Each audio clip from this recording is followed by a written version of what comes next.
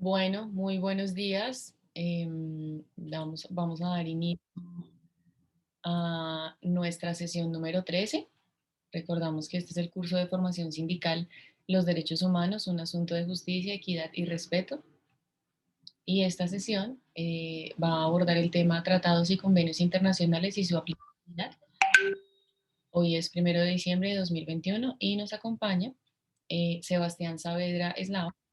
Es abogado, especialista en derechos humanos y derecho internacional humanitario de la Universidad Nacional de Colombia, actualmente integrante del área de litigio internacional del colectivo Abogados José Álvarez Restrepo. Tiene experiencia de representación de víctimas ante el sistema interamericano de derechos humanos y la Jurisdicción Especial para la Paz. Fue visitante profesional de la Corte Interamericana de Derechos Humanos en 2019 y recientemente ha publicado artículos de investigación sobre protección del medio ambiente en conflictos armados. Entonces, Sebastián, el auditorio es tuyo. Gracias, Carol. Bueno, no sé si se pueden proyectar las diapositivas. Bueno, primero, ¿me están escuchando bien o se está escuchando entrecortado? Sí, sí, señor, se está escuchando bien. Listo. Bueno, yo esperaría de pronto a que se proyectaran las diapositivas. Eh, Bien, las estoy descargando. Dame un segundo.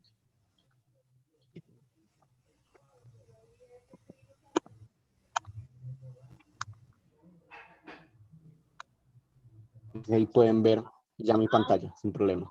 Listo, sí, desde ahí.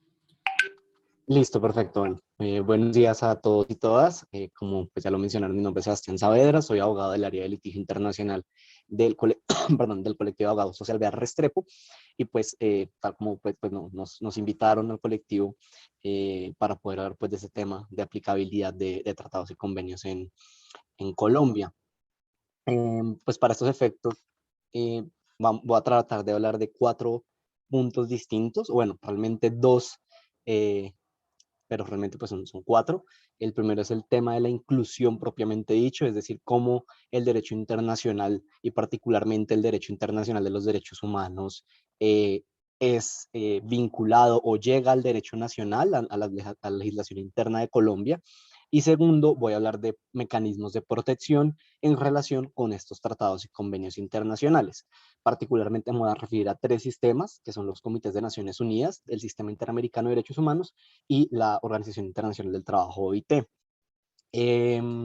Aclarar que igual durante, digamos, la presentación de los mecanismos voy a hablar un poco desde la generalidad, digamos, como de toda la generalidad de cada uno de estos 3 mecanismos, así como el tema general de la inclusión, pero pues la idea es también irlo enfocando justamente a temas relacionados con la libertad sindical. Entonces, pues voy a ir haciendo mención de como de estos puntos. Creo que particularmente lo haré en la segunda parte relacionada propiamente a los mecanismos de protección. Pero pues, digamos, la idea mía también es como no solamente dedicarme a eso, sino darle un conocimiento mucho más amplio sobre inclusión y sobre mecanismos de protección que pues puedan servirles no solamente para el ejercicio de la actividad sindical, sino para la defensa general pues, de derechos humanos. Eh, Dicho esto, pues voy a empezar con unas preguntas guías y es, para el primer punto sobre inclusión, es cómo se integra el derecho internacional en la legislación colombiana, el valor de estos tratados internacionales a nivel interno, perdón, y tercero, cómo se puede pedir su cumplimiento. Entonces, yo quisiera saber si alguno o alguna de los asistentes tiene conocimiento sobre el proceso de inclusión, sobre cómo se adoptan, por ejemplo, las leyes de ratificación de tratados internacionales o, por ejemplo, otros temas más específicos como, por ejemplo, el bloque de constitucionalidad. Entonces, quisiera preguntar.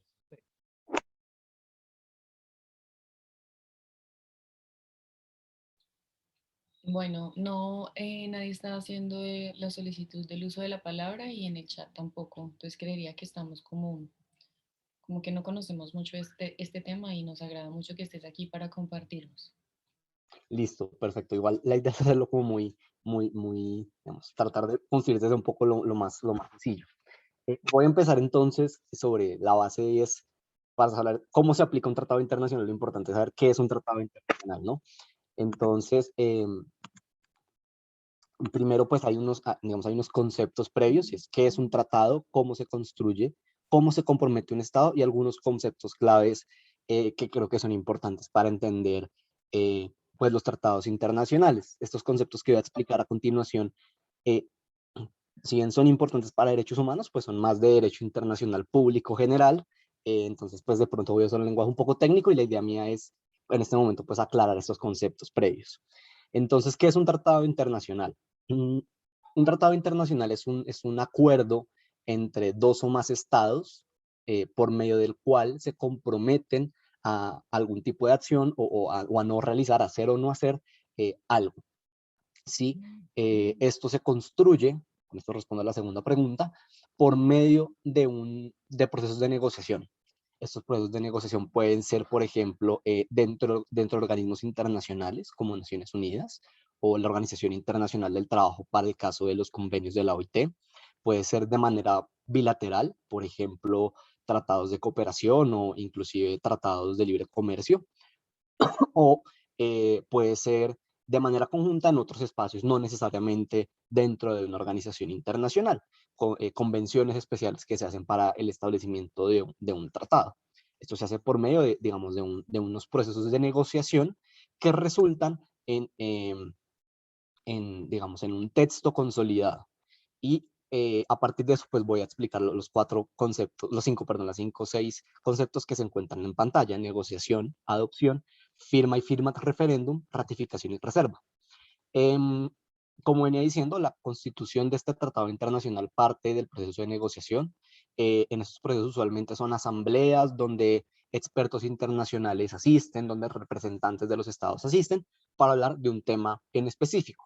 Por ejemplo, la Conferencia de Roma, en donde se debatió el Estatuto de Roma, que es pues, el tratado internacional que crea la Corte Penal Internacional. En estos procesos de negociación pueden durar desde meses hasta muchos, muchos años, eh, pero todo resulta al final, o todo termina al final, con la adopción. La adopción es ya la producción de un tratado internacional, del texto final del tratado internacional, sobre el cual digamos, los estados van a comprometerse y van a desarrollar pues, digamos, sus obligaciones en materia de derecho internacional en cualquier sentido: derecho ambiental, derechos humanos, inversiones, Disculpa, cualquier concepto que quieran. Disculpa.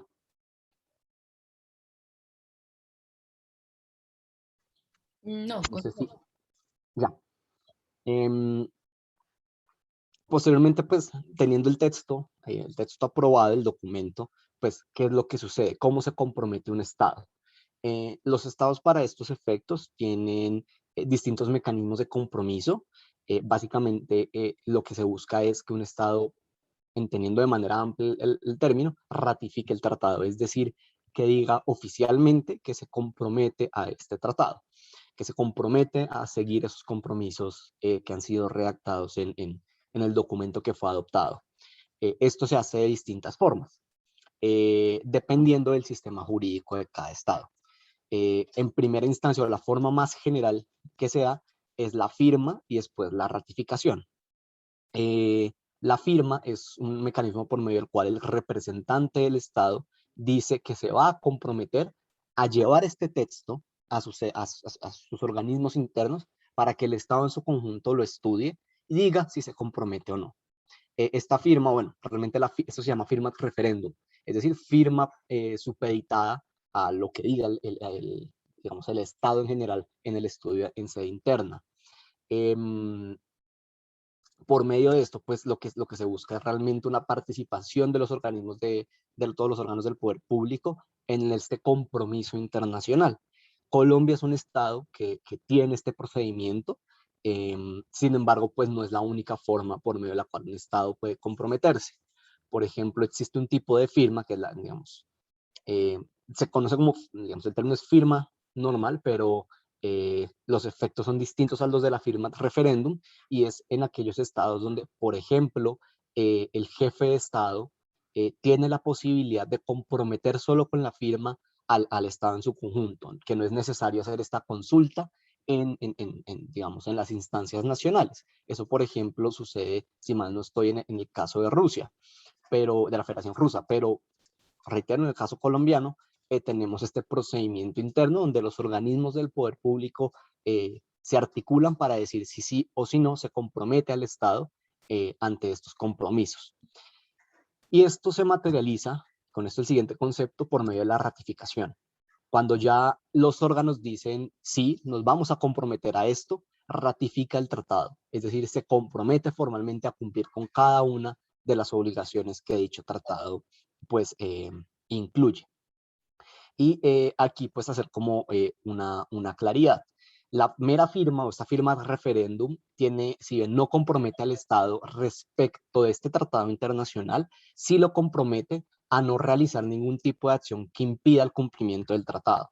Y pues obviamente lo compromete a realizar los trámites en sede interna para que se estudie la ratificación o no. En cambio, la ratificación pues ya tiene efectos de obligatoriedad del tratado internacional respecto de pues del Estado ratificante. Pero esta ratificación puede estar supeditada a interpretaciones, esta ratificación puede estar supeditada a algún tipo de interpretación. Y esto es lo que se conoce como reserva. Entonces, la reserva es una declaración por medio de la cual el Estado dice, yo no voy a aplicar uno o determinados artículos del tratado internacional, yo voy a entender esto de esta manera, etcétera, etcétera. Las reservas tienen un régimen especial que no voy a explicar acá porque es todo un tema y digamos, es bastante, digamos, tiene mucha minucia, pero para efectos un poco de estas presentaciones, lo importante es saber que el Estado puede llegar a sede internacional a decir yo no voy a aplicar este artículo del tratado o yo lo voy a entender de la siguiente forma. Un ejemplo de una reserva que quizás es muy importante para el caso colombiano y quizá para la Jurisdicción Especial para la Paz es a nivel internacional en la Convención de Derechos del Niño tiene dos protocolos. Aquí voy a hacer una claridad. Los protocolos son tratados internacionales autónomos, pero que se encuentran de una u otra forma vinculados a un tratado previo. Lo que hacen es desarrollar nuevas obligaciones en relación con un tratado principal. Entonces, por ejemplo, la Convención de Derechos del Niño tiene dos o tres protocolos adicionales y el protocolo 2 se relaciona con el enlistamiento de niños, niñas y adolescentes en conflictos armados. Eh, el tratado establece que un niño, niña o adolescente puede ser vinculado a las Fuerzas Armadas desde los 15 años, pero Colombia presentó una reserva diciendo que va a entender que esta vinculación va a ser no desde los 15, sino desde los 18 años, lo cual pues es positivo porque permite que personas de entre los 15 y los 17 años no sean vinculados, por ejemplo, a prestar servicio militar obligatorio. Entonces, digamos, esos son como los efectos de una reserva. Y esta reserva también puede venir supeditada a lo que digan los organismos a nivel interno. Y, digamos, estos conceptos es los que quería tener de pronto un poco claros desde ya para poder trabajar ya lo que es la ratificación a nivel nacional. Un último comentario antes de seguir y es eh, todas estas normas, por ejemplo, la minucia sobre las reservas, la minucia sobre otros conceptos como, por ejemplo, objeciones, que reitero, no voy a mencionar acá, no voy a desarrollar acá porque es todo un tema por aparte, se encuentran desarrollados principalmente en otro tratado internacional, es como el Tratado de los Tratados, que es la Convención de Viena sobre Derecho de los Tratados. En la fotografía que ven es una fotografía, desafortunadamente no en tan buena resolución, de la discusión que se dio al momento de adoptar el tratado que acabo de mencionar, la Convención de Viena. Entonces, no sé si en este momento hay alguna duda sobre estos conceptos como previos para poder ya pasar al caso colombiano. De mi parte está muy claro, muchas gracias. Listo. Entonces, el que calla otorga, voy a continuar. En Colombia, como me venía mencionando, existe un proceso de ratificación basado en la firma de referéndum. El presidente, todos los organismos, las ramas del poder público, el legislativo, el judicial y el ejecutivo se articulan en la ratificación de un tratado internacional. En Colombia se ha establecido el mecanismo de firma referéndum, es decir, como ya mencioné, que en este caso el presidente, el ejecutivo, es quien tiene la facultad perdón, la facultad de comprometer al Estado o comprometerse a realizar el trámite a nivel interno de un determinado tratado internacional. Em,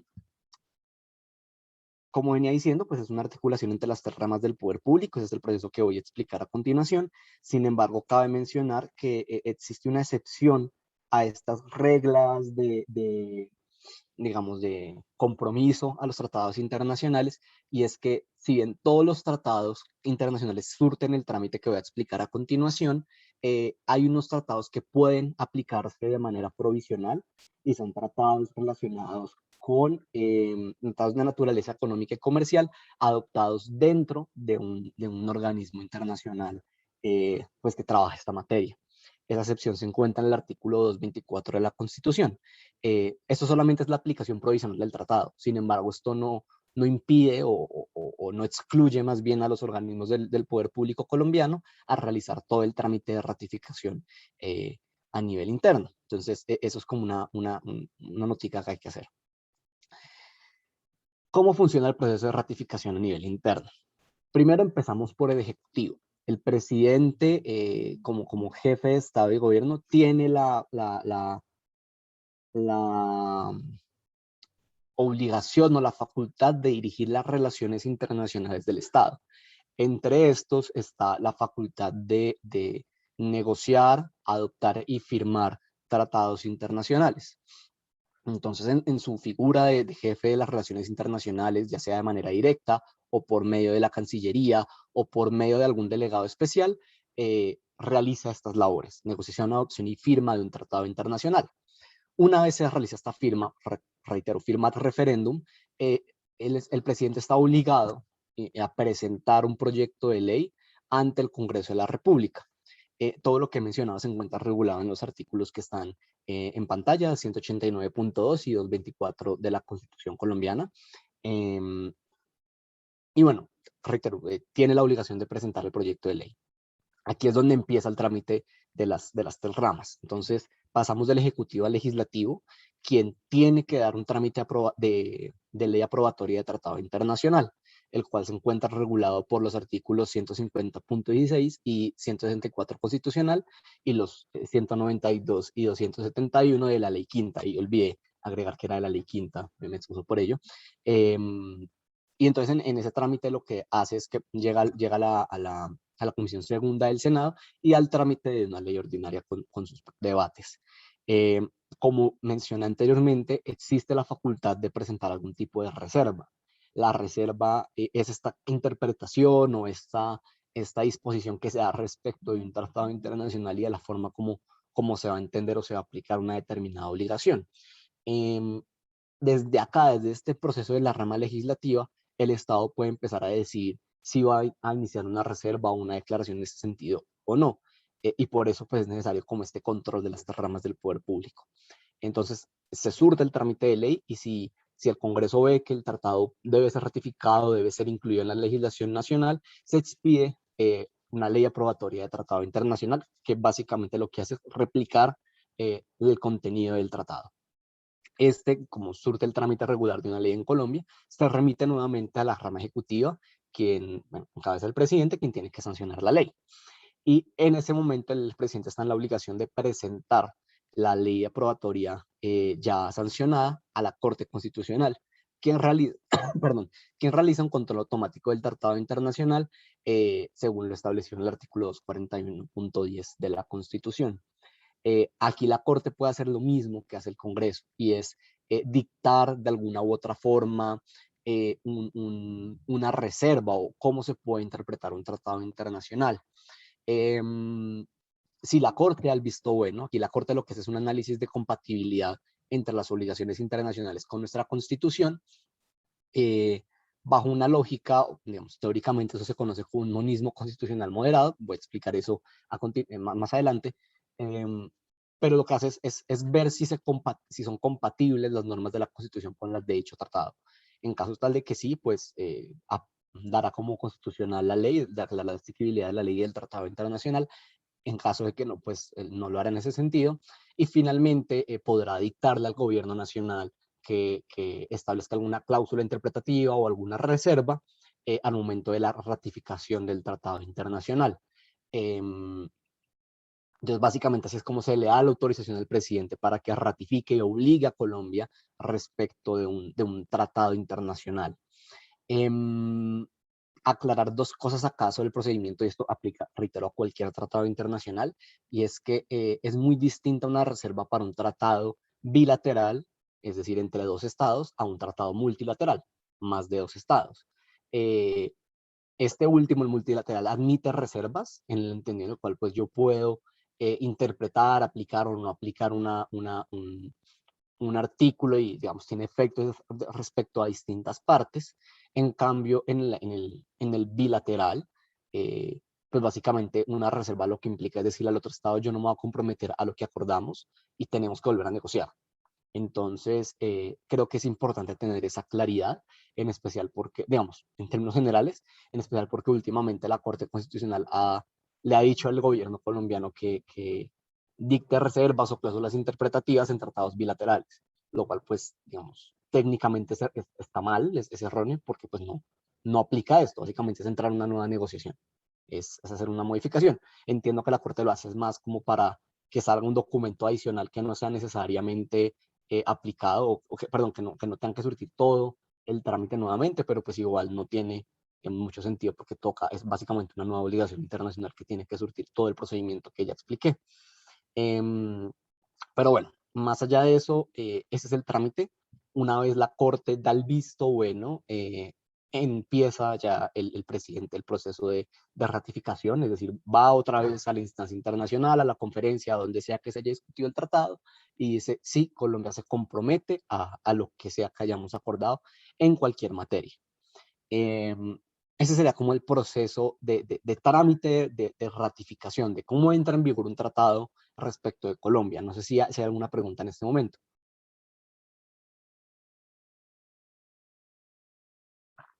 Bueno, veo que no, entonces voy a continuar.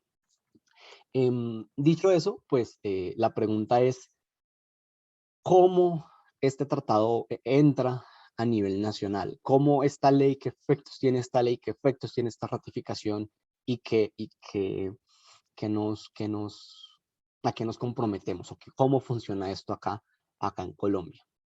Em, Esto es muy importante porque existen unas reglas generales para esta situación, pero en derechos humanos hay unas reglas específicas que le dan, digamos, cierta prevalencia a los tratados en materia de derechos humanos. Y en efecto, los derechos sindicales, las garantías de reunión y asociación, las garantías digamos, de sindicación, hacen parte de estos tratados internacionales que podrían tener estas reglas especiales.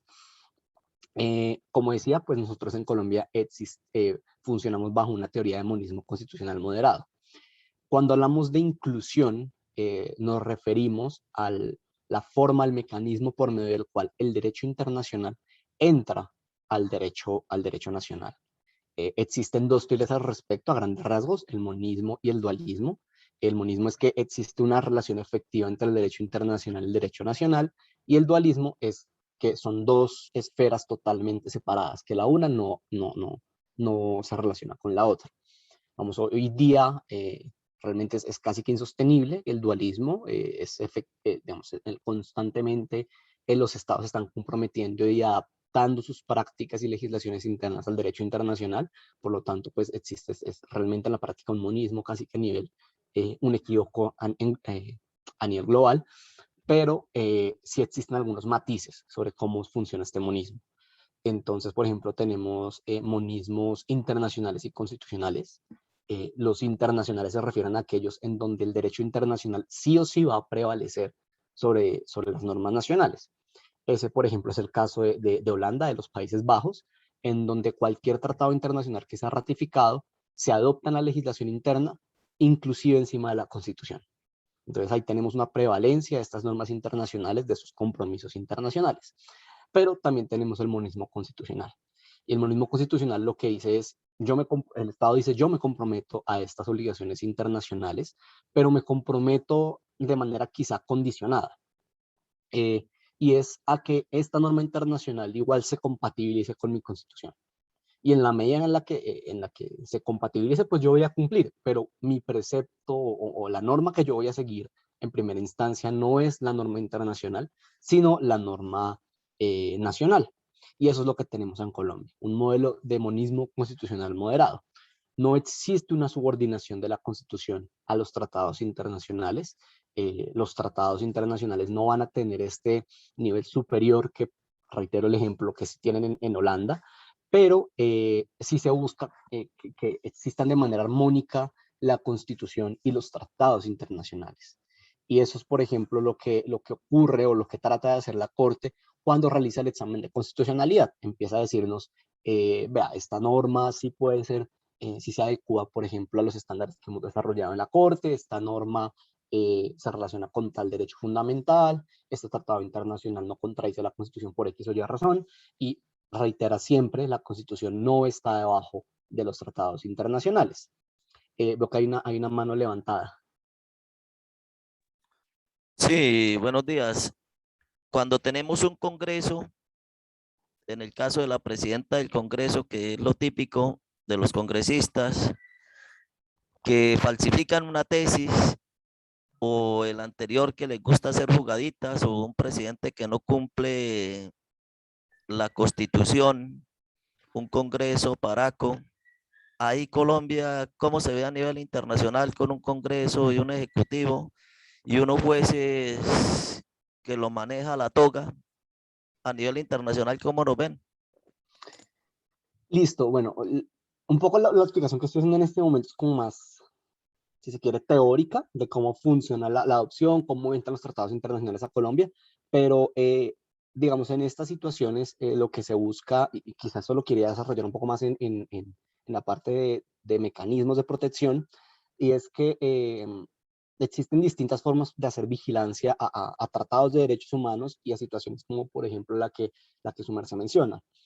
En principio, los estados, pues, o la forma en la cual está diseñado sus sistemas de protección, es que los estados puedan resolver esto a nivel interno.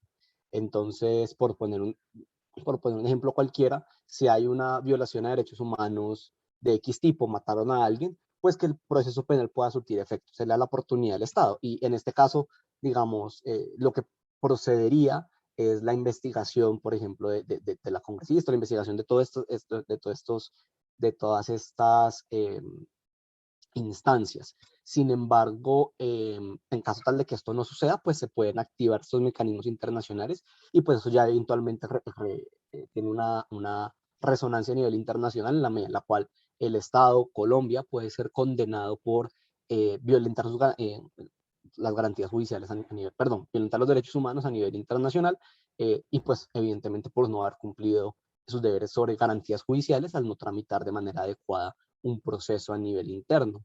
Voy a poner un ejemplo, ya que hablo del caso de Congreso. Hace una semana más o menos salió una sentencia de la Corte Interamericana respecto de Brasil, en donde se habló de prácticamente la comisión de absoluciones, pero de un Estado en Brasil. Esto es un caso relacionado con un feminicidio. Y pues obviamente ahí lo que se estudió en la Corte Interamericana fue cómo existía un mecanismo a nivel interno para sancionar congresistas, pero pues que no, digamos, no surtía los efectos y lo que hacía era mantener la impunidad. Entonces, la posibilidad de llevar estos casos a nivel internacional lo que busca es el cambio de estas situaciones y, por ejemplo, la separación del poder público. Eh, ya si entramos a perdón, si entramos a estudiar la efectividad de estos mecanismos, creo que puede ser un poco más desafortunado o más triste la sensación de cuánto realmente está funcionando, ¿no? Pues nosotros desde el colectivo, como he sabido públicamente, tenemos la representación del caso de Gustavo Petro ante la Corte Interamericana y pues para nosotros sí ha sido como bastante decepcionante la adopción que hubo en el Congreso respecto del Código Disciplinario Único, ya que no cumple con la sentencia internacional. Sin embargo, hasta este momento la Corte no se ha pronunciado al respecto y es nuevamente este tema que digo, ¿no? Como podemos llegar a las condenas internacionales, podemos llegar a sede internacional y decir, y que se diga, sí, el Estado es responsable por X o Y cosa, pero la reparación, cómo esto se materializa, creo que es aún algo que es de constante lucha, que es de constante trabajo, y pues pese a tener esta condena internacional y esta perspectiva como negativa en ese caso, en los casos en concreto, pues sí podemos tener como un poco ese problema. Igual este tema quizá lo voy a desarrollar un poquito con un poquito más de minucia más adelante. No sé si con eso respondo la pregunta, pero pues sí sería como lo que tendría que decir al respecto. Sí, gracias. Listo. Entonces, como venía diciendo, retomando, en Colombia pues tenemos este mecanismo constitucional moderado, una inexistencia de subordinación de la Constitución a al derecho internacional, y este intento de armonización que usualmente está en cabeza de la Corte Constitucional. Qué pena, un momento que me está entrando una llamada urgente. Listo. Bueno, entonces, ¿cómo se adopta entonces esto a nivel nacional? Como mencioné en la parte del proceso de ratificación, existe una ley que adopta el tratado internacional. Existe una ley que dice, sí, la convención tal o el tratado tal hace parte de nuestro derecho interno y nos comprometemos a esto. Entonces, por regla general, todos los tratados internacionales entran a Colombia con un régimen legal. Son una ley ordinaria de cumplimiento obligatorio para las autoridades públicas, para los privados también, entonces pues de que esas obligaciones también los afectan a ellos. Pero también tenemos una regla específica a nivel constitucional que se conoce como el bloque de constitucionalidad. Esto es una construcción que ha hecho la Corte Constitucional por medio de los artículos 4, 93 y 214.3 de la Constitución Nacional. En este mecanismo, lo que hace la Corte es justamente esta forma de armonización, pero es una armonización específica a tratados de derechos humanos. Y la construcción que ha hecho la Corte ha buscado justamente, digamos, buscar la relevancia que la misma Constitución le da a los tratados internacionales, digamos, justamente debido a esta naturaleza, ¿no? de protección de derechos fundamentales. Me voy a permitir leer en este momento el artículo 93 de la Constitución, que es como del cual parte esta idea, bueno, la primera parte, que dice lo siguiente. Los tratados y convenios internacionales ratificados por el Congreso, la ley aprobatoria, que reconocen los derechos humanos y que prohíben su limitación en los estados de excepción, prevalecen en el orden interno. Los derechos y deberes consagrados en esta carta se interpretarán de conformidad con los tratados internacionales sobre derechos humanos ratificados por Colombia. Esto nos dice, o la Corte lo ha entendido, la Corte Constitucional lo ha entendido de dos formas. Primero, los tratados en materia de derechos humanos, para que tengan esta prevalencia a nivel nacional, tienen que cumplir con un requisito, y es lo que nos dice que sean tratados, primero, de derechos humanos, y segundo, que prohíban su limitación en estados de excepción. Es decir, sean derechos de naturaleza intangible. Por poner un ejemplo, la prohibición contra la tortura. Por más de que haya un estado de excepción, la tortura no es aceptable.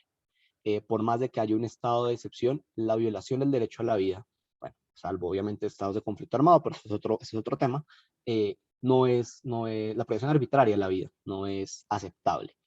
Entonces, esta serie de principios, de derechos, pues son de obligatorio cumplimiento y tienen una prevalencia en Colombia.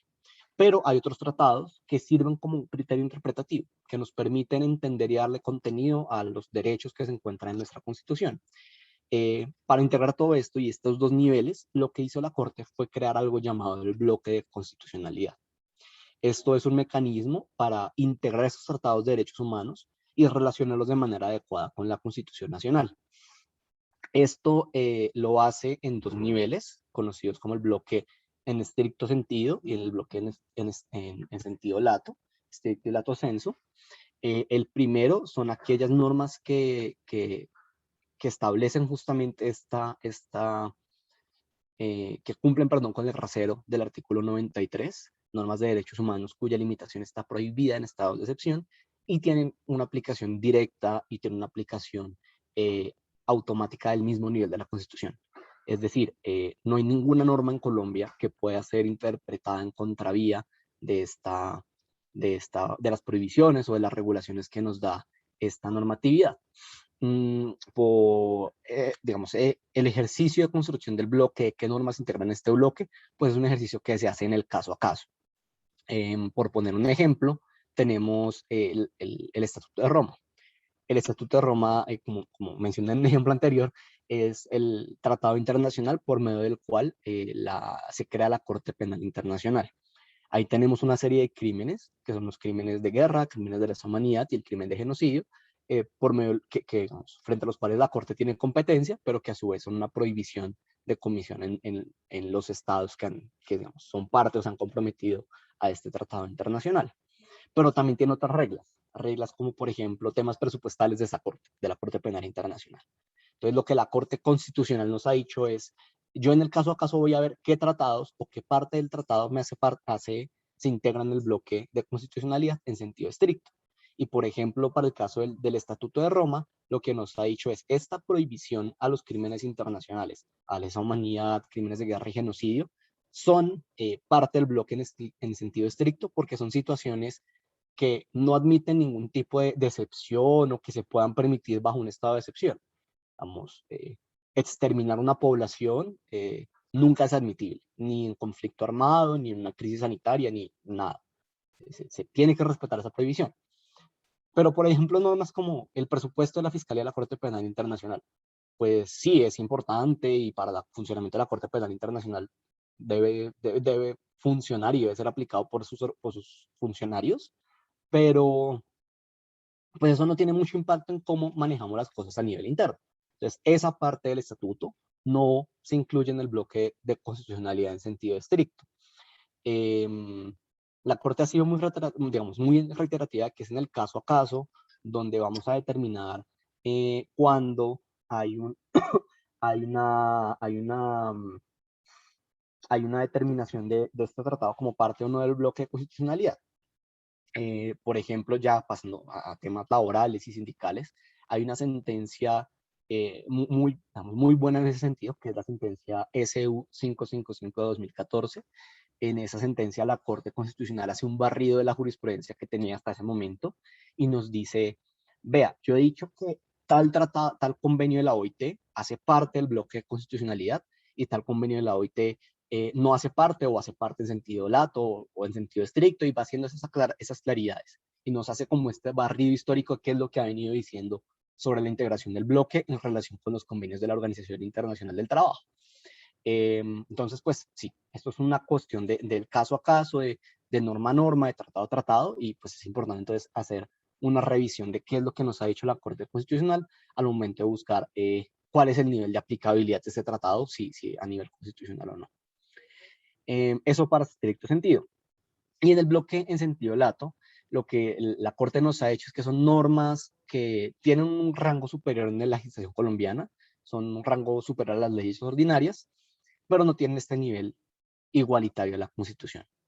Entonces, ahí tendremos normas tales como las leyes orgánicas estatutarias, son normas internas que no necesariamente hacen parte de tratados internacionales, obviamente, pero pues que tienen una importancia, digamos, superior en el organismo nacional. Pero también tenemos normas como tratados en materia de derechos humanos que no superan el carácter que ya he venido mencionando, que no superan este rasero de limitación prohibida en estados de excepción, pero pues sigue siendo necesario interpretar las normas internas con ocasión a lo que ahí nos dice, digamos, ese tratado o esa serie de tratados. Aquí reitero el inciso segundo del artículo 93 de la Constitución. Los derechos y deberes consagrados en esta carta se interpretarán de conformidad con los tratados internacionales. Entonces, sigue habiendo esta necesidad, esta interpretación de conocer cuál es el alcance que los derechos humanos le dan a esta normatividad, a la normativa interna. Hay una última mención que quiero hacer y que también la Corte nos ha mencionado sobre el bloque en estricto sentido, y es que el artículo, uno de los artículos de la Constitución, el 214, nos establece el alcance en materia de derecho internacional humanitario. Ahí nos dice que las normas humanitarias tienen una aplicabilidad directa en el marco del derecho nacional y por lo tanto pues hacen parte del bloque de constitucionalidad. Esto es muy interesante porque, voy a hacer un pequeño paréntesis acá, en derecho internacional, si bien tenemos los tratados internacionales como una fuente de derecho internacional, como una fuente de obligaciones internacionales, perdón, qué pena, dije mal la referencia, es el 214.2. no podrán suspenderse los derechos humanos ni las libertades fundamentales. En todo caso, se respetarán las reglas del derecho internacional humanitario. Retomo. Entonces, si bien no se pueden limitar los derechos, digamos, existen estas normas de derecho internacional, los tratados internacionales, que hagan de cuenta es un contrato. También existen normas de costumbre, y es la práctica que los estados tienen sin necesidad de que esté por escrito. Para el caso del derecho internacional humanitario, el Comité Internacional de la Cruz Roja ha hecho un estudio que ha venido actualizando con los años sobre normas, digamos, sobre la práctica de los estados, que deberían ser vinculantes para Colombia, o bueno, que deberían ser vinculantes para los estados en conflictos armados. Y pues el artículo 214.2 de la Constitución lo que abre la puerta es a que estas normas integren de manera directa la Constitución y sean incluidas en el bloque en sentido estricto. Nuevamente es como un pequeño paréntesis, pero volviendo al tema de los tratados, lo importante es reconocer pues esta diferencia, ¿no? El bloque de constitucionalidad en dos sentidos: en sentido estricto, normas que tienen el mismo nivel de la Constitución y que tienen una aplicabilidad directa, y normas en sentido lato, es decir, normas que no sirven para interpretar las obligaciones nacionales o el derecho nacional en punto a estos compromisos internacionales que el Estado ha asumido. Por último, pues reitero, la regla general sigue siendo que los tratados internacionales entran a nivel legal y pues no, digamos, si no hablan de derechos humanos, pues no tendrían este carácter superior. Por ejemplo, un tratado de inversiones, un tratado de, qué sé yo, un tratado de libre comercio, no tiene este nivel, digamos, supralegal o constitucional que sí tienen los tratados en materia de derechos humanos. No sé si sobre el bloque hay alguna pregunta. Esto es una explicación muy general del bloque de constitucionalidad, pero pues creo que igual como que nos permite entender un poco esto. Entonces, no sé, Ricardo, si hay alguna pregunta sobre esto.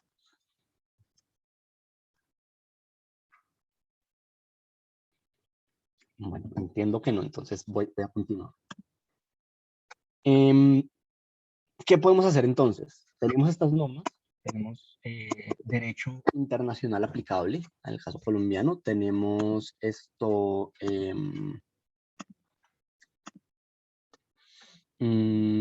una serie de tratados que han sido adoptados a nivel constitucional, una serie de tratados que pueden llegar a tener un nivel supralegal. ¿Qué podemos hacer ante esto? Habrían tres mecanismos, o yo identificaría tres mecanismos. El último lo explicaré con posterioridad. Pero estos mecanismos pues, son los que nos permitirían, digamos, solicitar el cumplimiento de estas normas internacionales. Y reitero, muchas de las normas en materia de derechos laborales y sindicales hacen parte del bloque de constitucionalidad. Entonces podrían ser exigibles por estos mecanismos. El primero, pues, reitero, bloque de constitucionalidad son normas que tienen carácter constitucional, son derechos de protección constitucional que muchas veces tienen una correspondencia con derechos establecidos en la Constitución, por lo tanto, su protección puede exigirse por vía tutela. Sin embargo, en la práctica, si bien debería poder exigir el cumplimiento de estos tratados internacionales de manera directa, pues los tratados al final nos establecen unas cláusulas muy genéricas, ¿no? El derecho a la vida será inviolable, o cosas por el estilo. Claro, también tiene unas cláusulas específicas, pero pues no dejan de ser muy generales.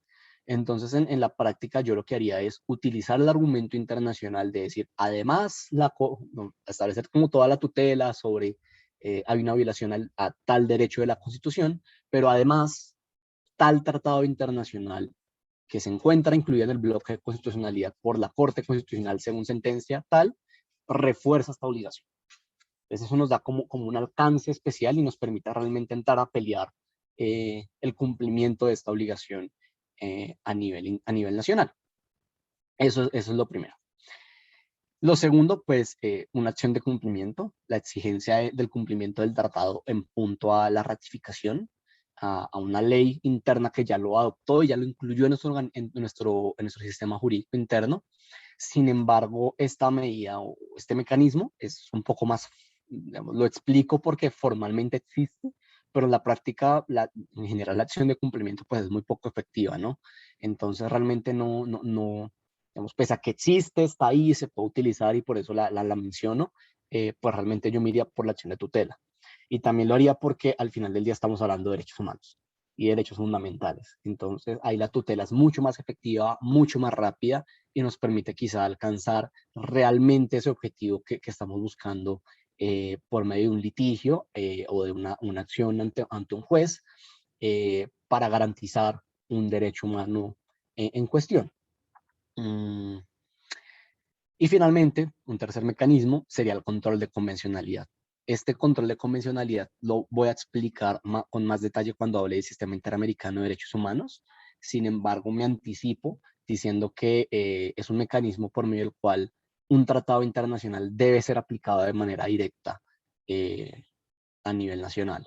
La Corte Interamericana lo que dice es que toda autoridad del Estado, sea el presidente, sea las altas cortes, sea el presidente del Congreso, la presidenta del Congreso, lo que sea, y de ahí para abajo, todos y cada una de estas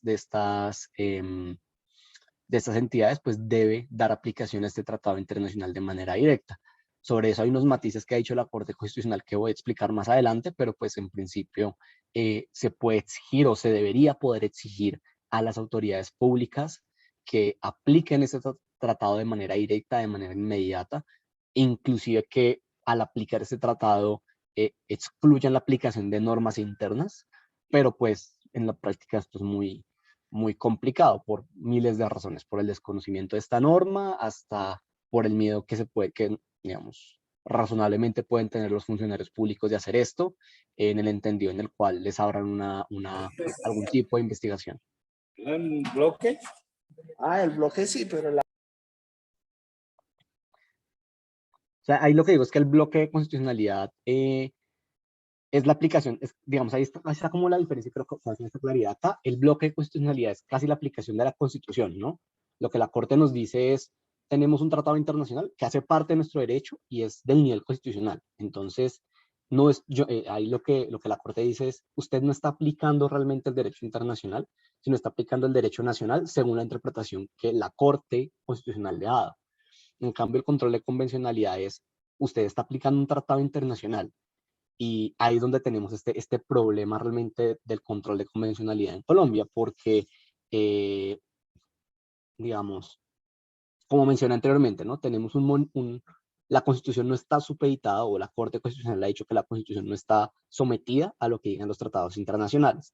Pero el control de convencionalidad lo que hace es aplicar de manera preferente un tratado internacional, inclusive sobre la Constitución colombiana. Entonces hay un choque ahí de estos dos mecanismos. Por eso, reitero, creo que lo más práctico y efectivo es una acción de tutela que integra argumentos de derecho internacional, pero que su enfoque igual siga siendo las normas constitucionales, que el derecho internacional sea un refuerzo, y pues que igual el control de convencionalidad tiene en la práctica muchas dificultades en su aplicación en Colombia. Pese a eso hay muchos avances, no voy a decir que no, hay muchos avances, y como digo, esto lo voy a desarrollar un poquito más adelante, pero lo importante como en este momento es recordar o mencionar esos tres mecanismos de exigibilidad que yo identificaría a nivel nacional. Digamos, la aplicación del bloque de constitucionalidad por medio de una acción de tutela, la acción de cumplimiento para cumplir los tratados internacionales en el entendido de que son leyes nacionales, la ley de ratificación del tratado, y finalmente pues el control de convencionalidad, que tiene muchísimas dificultades. No sé si hay alguna duda.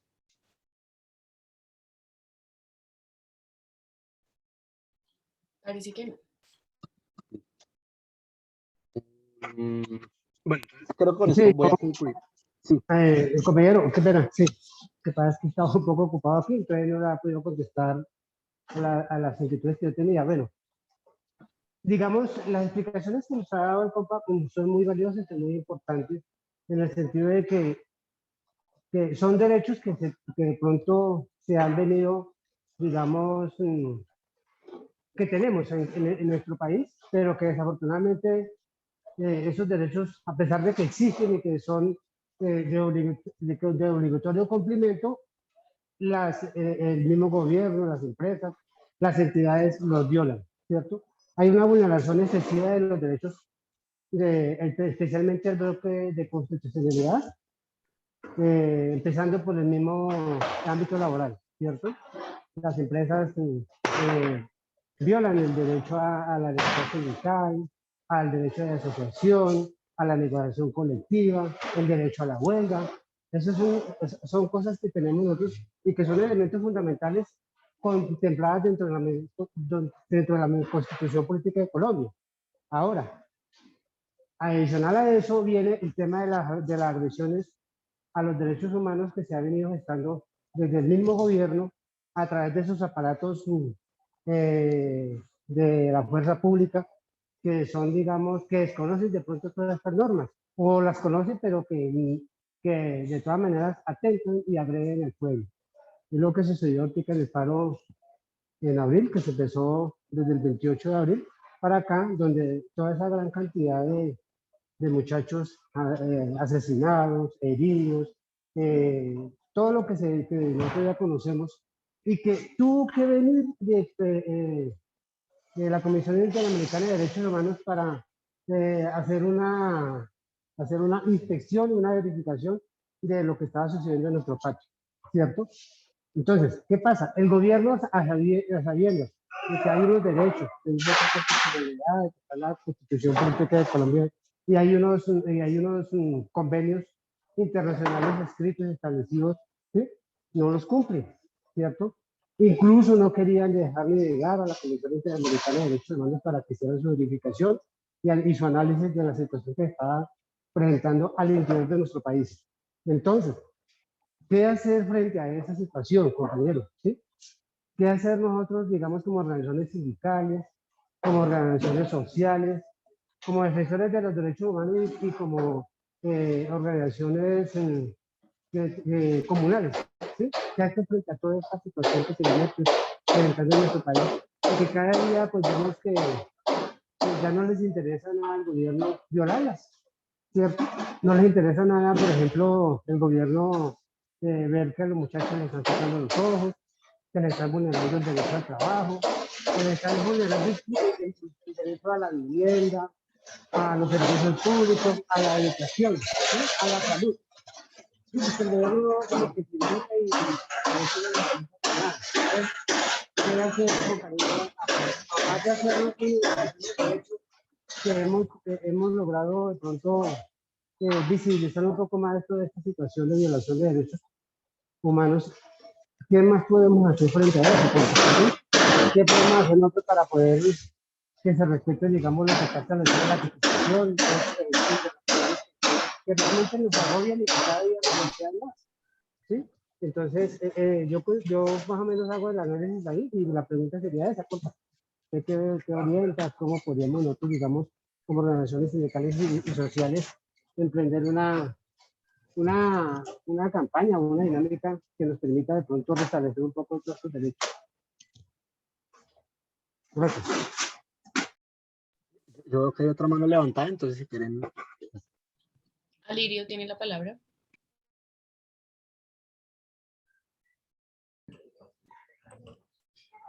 Muy buenos días, compañeros.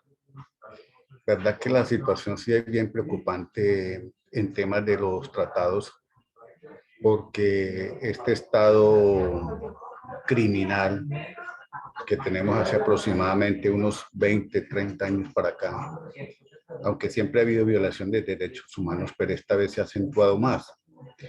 Independiente de que hayan tantos tratados y mecanismos en donde se proteja los derechos humanos, es la forma tan violenta, sistemática que está haciendo el Estado frente a la violación de los derechos humanos. Hoy en día ya no podemos hablar de derechos humanos como tal, sino que hay derechos de violaciones ambientales, derechos de tierra, violación de tierras, procesos de violación a las religiones, violación a la diversidad de género. Pues cada día uno se preocupa más. Por ejemplo, hablaba un compañero de la huelga. Ya la huelga ya prácticamente está desaparecida. Se hacía huelga y ya hoy en día está regulada y ya su tendencia es a desaparecer la huelga. Y el Estado colombiano o el gobierno colombiano cada día se va fortaleciendo con políticas nuevas para arrinconarnos y prácticamente que yo creo que las comisiones de derechos humanos o en Colombia esto va a venir a desaparecer si no nos ponemos nosotros las pilas, porque no sé frente a qué organismo internacional nosotros ya hacer fuerza, no sé si con ONGs más fuertes que los mismos tratados, porque realmente es preocupante. Todavía sigue habiendo desaparecidos, todavía sigue habiendo detenidos por las últimas manifestaciones que hubo a partir del 19 de noviembre del año 2020 y del 4 de abril de este año. Todavía siguen habiendo problemas de esos, todavía siguen deteniendo personas, todavía siguen deteniendo a jóvenes, todavía siguen deteniendo activistas, sindicalistas siguen siendo amenazados, seguimos siendo hostigados de forma constante, a veces hasta por el mismo patrón que vive amenazando de que usted tan sindicalista, que no trabaja por estar defendiendo derechos y no sé qué.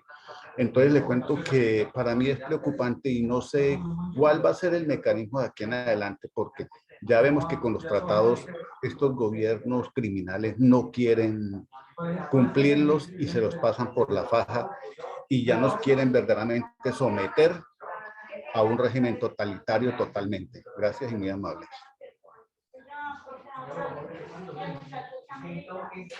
Muchas gracias por las preguntas, porque creo que me sirven de abreboca para la siguiente sección digamos, de esta conversación que quiero tener con ustedes, y es,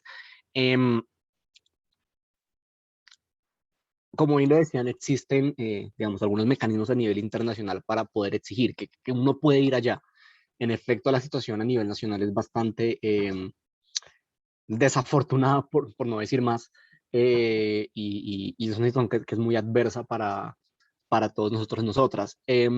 Sin embargo, creo que es donde está la parte positiva o la facultad que se tiene en materia internacional, y es la posibilidad de llevar esto a instancias internacionales, de poder poner esto en conocimiento de organismos internacionales que hagan algún tipo de examen de vigilancia y que pongan a Colombia en el reflector de esta situación.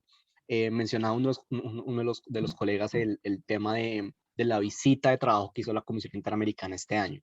Eso fue una labor de incidencia bastante fuerte que se hizo desde las organizaciones de derechos humanos en Colombia, para que al final la comisión pudiera venir y ver qué era lo que estaba pasando y dictar el informe que dictó.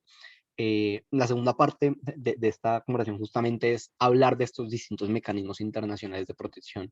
Yo estoy de acuerdo con ustedes en que muchas de las situaciones que acá ocurren, por no decir todas, se mantienen en la impunidad, se van restando derechos, se va perdiendo espacios de posibilidad de reclamación, la huelga o algunas situaciones respecto de convenciones colectivas, pero igual la última palabra en muchos de estos casos no se encuentra acá, se encuentra a nivel internacional y ahí tenemos una capacidad de poder trabajar. Así como todo, y nada es perfecto, nadie es perfecto, estos mecanismos internacionales tienen unos defectos que digamos, también voy a mencionar en la presentación, pero creo que igual ahí puede haber hay un mecanismo que nos permite trabajar y que nos permite exigir el cumplimiento de estos derechos. Sucede que, bueno, con algunos matices, pero por regla general, para poder llegar a estas instancias internacionales es necesario agotar lo que hay acá. Como venía diciendo, la forma en la cual esta estructura, este esquema internacional se ha construido es que el Estado tenga la oportunidad de resolver lo que sea que le haya ocurrido, o la situación violatoria de derechos humanos a nivel interno. Claro, puede que no exista la voluntad, y en Colombia seguramente no existe la voluntad, al contrario, se promueven estas violaciones a derechos humanos, pero existe un requisito, así sea formal, de al menos tratar de agotar estos recursos internos o de argumentar por qué estos recursos no son efectivos. Entonces, un poco también mi explicación en este nivel es dar a entender eso, ¿no? Es explicar por qué que en efecto estas situaciones no, digamos que es necesario de entender este procedimiento, es necesario entender qué es lo que tenemos acá para poder agotarlo, e ir a instancias internacionales. Y ahí exigir ya sí de manera directa el cumplimiento de estos tratados internacionales. Y ahí es donde pues voy a hacer énfasis un poco en la segunda parte de la presentación. Sin embargo, quiero, antes de pasar a ello, voy a cerrar un poco con las conclusiones sobre ratificación, y es, primero, que el tratado debe cumplir con todo el proceso de ratificación desde, digamos, surtido por las tres ramas del poder público, que existe unos matices para la inclusión de tratados de derechos humanos y de su obligatoriedad, y en lo que es el bloque en estricto sentido y en estricto lato, y pues que debido a esa inclusión a nivel nacional tenemos la facultad o existen unos mecanismos que nos permiten exigir el cumplimiento casi que directo de estas normas internacionales. Y es ante el incumplimiento que podemos asistir ante instancias de carácter internacional. ¿Qué es lo que pasa cuando tenemos un incumplimiento de un tratado o de unos principios en materia de derechos humanos? Es donde creo yo que existen tres mecanismos que nos permiten de manera más clara poder exigir el cumplimiento de esos tratados internacionales. Uno son los comités de Naciones Unidas, el segundo es el sistema de peticiones y casos y el sistema de medidas cautelares del Sistema Interamericano de Derechos Humanos, y el tercero es el Comité de Libertad Sindical de la Organización Internacional del Trabajo. Voy a empezar por los comités de ONU, también se conocen coloquialmente como los Treaty Bodies de Naciones Unidas.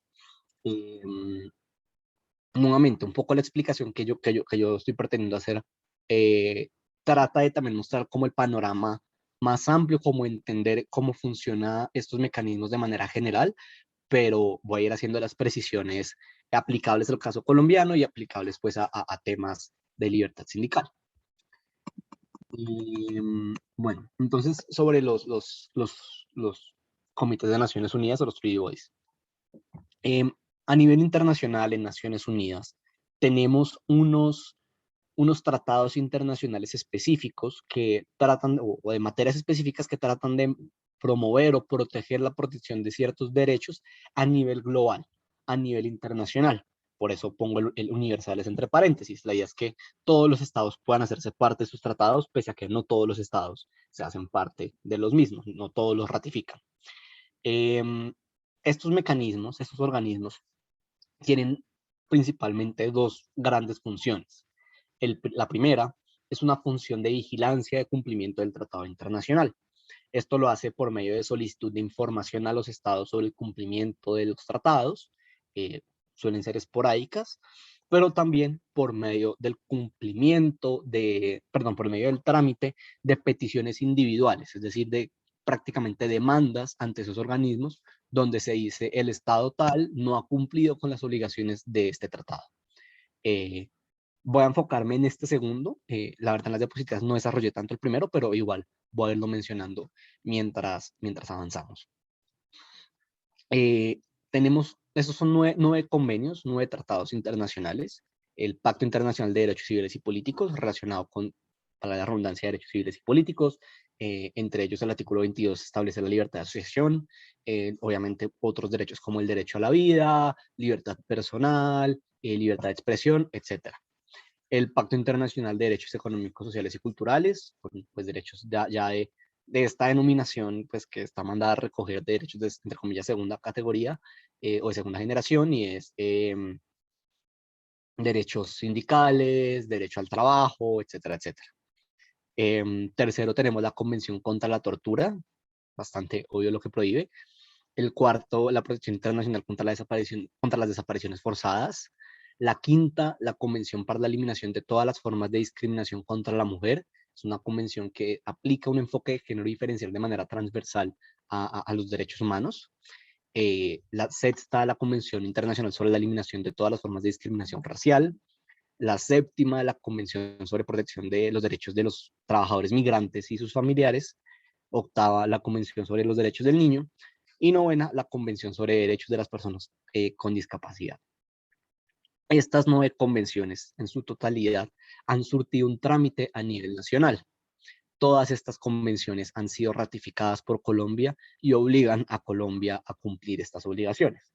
También obligan a Colombia a realizar algún tipo de informe ante cada uno de los comités, que pues cada convención tiene su comité y los pueden ver pues en la diapositiva. Entonces,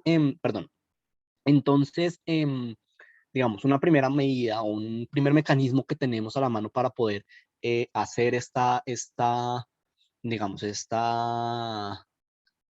vigilancia de los tratados internacionales es la remisión de información a estos comités.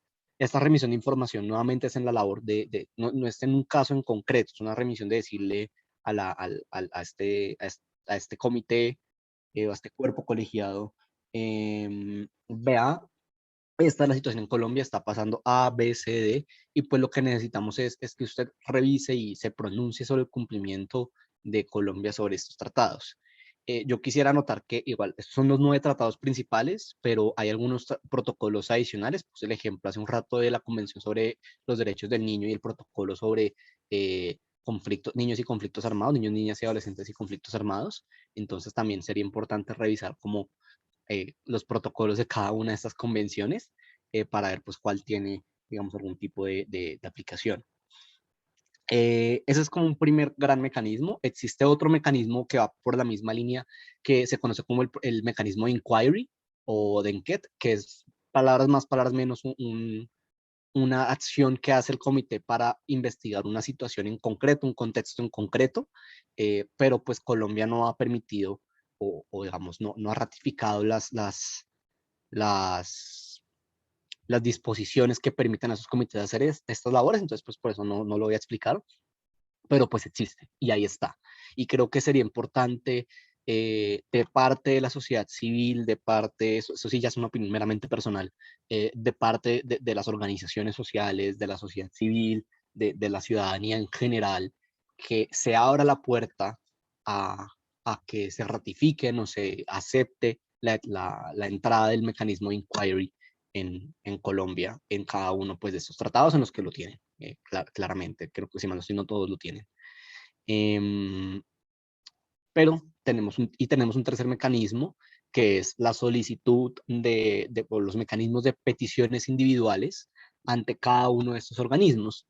Estos son demandas internacionales prácticamente, donde se le dice al comité, señor comité, hay una violación del artículo tal, que establece el derecho a tal cosa, y usted dígale al Estado que cumpla y declare la responsabilidad del Estado por su incumplimiento. De los 9 comités, si bien, como mencioné, Colombia ha ratificado los 9 tratados, solamente le ha dado la competencia a 2 de los comités para el examen de peticiones individuales. Es decir, en este momento, si uno quiere asistir ante las Naciones Unidas para pedir la protección de algún derecho, pues solamente podríamos hacerlo hacia 2 de estos comités o de estas entidades. El primero es el Comité de Derechos Humanos en relación con el Pacto Internacional de Derechos Civiles y Políticos, y el segundo es el Comité para la Eliminación de la Discriminación contra la Mujer por violaciones a la Convención para la Eliminación de todas las formas de discriminación contra la mujer. Existen peticiones en trámite ante ambos mecanismos, inclusive eso tiene un procedimiento especial que básicamente es un litigio. Bueno, voy a explicar esto de una vez.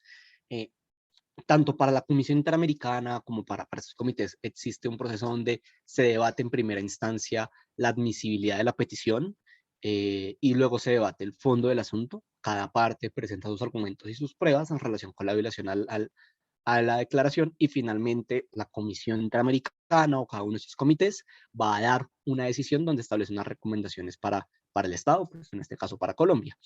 Entonces, el primer momento en el cual sale esta recomendación, tanto en ambos, en ONU y en la Comisión Interamericana, pues es una declaración de carácter reservado.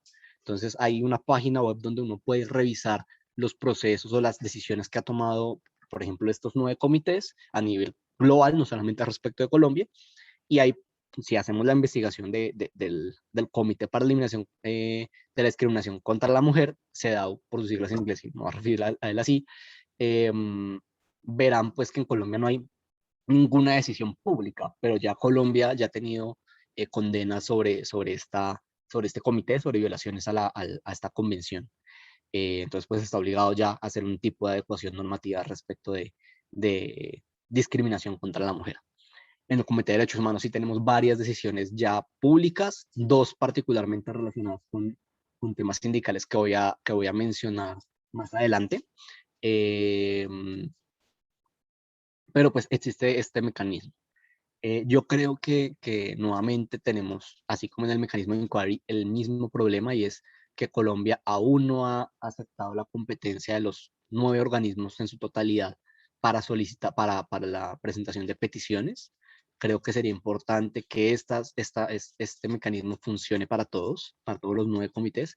Eh, entonces, pues sí, creo que es una deuda que tenemos desde la sociedad civil el exigir este nuevo mecanismo. Creo que pone a Colombia también un poco contra las cuerdas, al Estado un poco contra las cuerdas, el lograr obtener este mecanismo de revisión o de peticiones individuales, porque tiene que defenderse no solo ante el sistema interamericano, frente al cual ya tiene una defensa muy marcada y frente al cual además tiene unas propuestas de reformas muy complicadas, sino que además tiene que defenderse ante situaciones muy concretas y ante casos muy concretos. Ahora, yo siento que igual hay, digamos, algo, ¿cómo decirlo?, limitante en estos comités, y es que los comités, además de tener esta situación de que no han sido aceptados por Colombia, pues como ven, las temáticas son muy específicas. Entonces, por ejemplo, digamos, casos que respondan a la naturaleza de Colombia, a la naturaleza mega compleja del conflicto colombiano y de la violencia en Colombia, pues van a tener alguna dificultad digamos, en esos comités, ¿no? Por justamente esta interrelación de los temas. Digamos, un caso donde a una persona sindicalista, por el hecho de ser sindicalista, se le tortura, luego se le desaparece y además es víctima de discriminación por ser mujer y por ser negra. Entonces ahí tenemos una petición que va por el artículo 22 del Pacto Internacional por violación a la libertad de asociación, pero también contra el Comité por la tortura, pero también contra la desaparición forzada por la desaparición, pero también por discriminación por ser mujer y por ser negro. Entonces, tenemos 5 comités distintos y creo que ahí es donde puede haber un problema en el litigio. Creo que ahí es una de las potencialidades del sistema interamericano y que por eso pues voy a enfocarme más en este último. Pero igual, creo que es importante tener estos mecanismos y que podría ser, es una duda que se tiene pendiente de exigir al Estado la ratificación de esos tratados. Una última mención más, nuevamente un poco más teórica, es que se le da competencia a estos mecanismos de 2 formas. El primero es que hay unos artículos de las convenciones que nos establecen una declaración, es decir, los estados tienen que decir, yo acepto la competencia del tribunal, está en el tratado de manera directa, por ejemplo, en la última columna lo podrán ver, en el artículo 22 de la Convención de la Tortura, por poner un ejemplo, pero también hay protocolos, es decir, tratados, reitero, tratados internacionales relacionados con un tratado principal que pues dan competencia a estos mecanismos. Entonces tenemos el protocolo facultativo número 1 del Pacto de Derechos Civiles y Políticos, Colombia lo ratificó y pues por eso se puede hacer, sucede lo mismo con la Convención de la CEDAW. Entonces, nuevamente creo que tenemos esta tarea pendiente de parte de las organizaciones para solicitar esta ratificación o estas declaraciones. Una última mención importante y es que en uno de estos comités actualmente no está en funcionamiento. Actualmente no está en funcionamiento el Comité de Protección de las Personas Migratorias, de los trabajadores migrantes, pero esta protección está pendiente, no es porque el tratado no esté en vigor, el tratado obliga a las partes, pero el mecanismo de peticiones funciona cuando exista cierta cantidad de estados que hayan aceptado esta competencia, y este número, que si mal no estoy son 20 estados, pues no ha sido aceptado, no ha sido, digamos, no hay 20 países que hayan declarado que quieren que este comité investigue denuncias individuales por violaciones al tratado. Entonces, como que ese comité aún no funciona aún, pero pues, por ejemplo, inclusive eso, ¿no? Como lograr esta ratificación de Colombia o de esta declaración, pues podría ser positivo para lograr inclusive la activación del mecanismo internacional a nivel global. Entonces, creo que sería como esa importancia de este comité. No sé si en este punto hay alguna duda. Sebastián, si te parece, podemos hacer un receso de unos 10 minuticos para Sí, que de acuerdo. descanses, se tomen también un tintico y regresamos a las 10:40, ¿está bien? Sí, está bien. Bueno, entonces voy a detener la grabación. Bueno, buenos días nuevamente. Luego del receso vamos a dar inicio a la segunda parte. Sebastián pregunta si alguien tiene alguna duda, alguna inquietud, algún aporte para poder dar inicio con esta parte que es un poquito más densa en cuanto a información.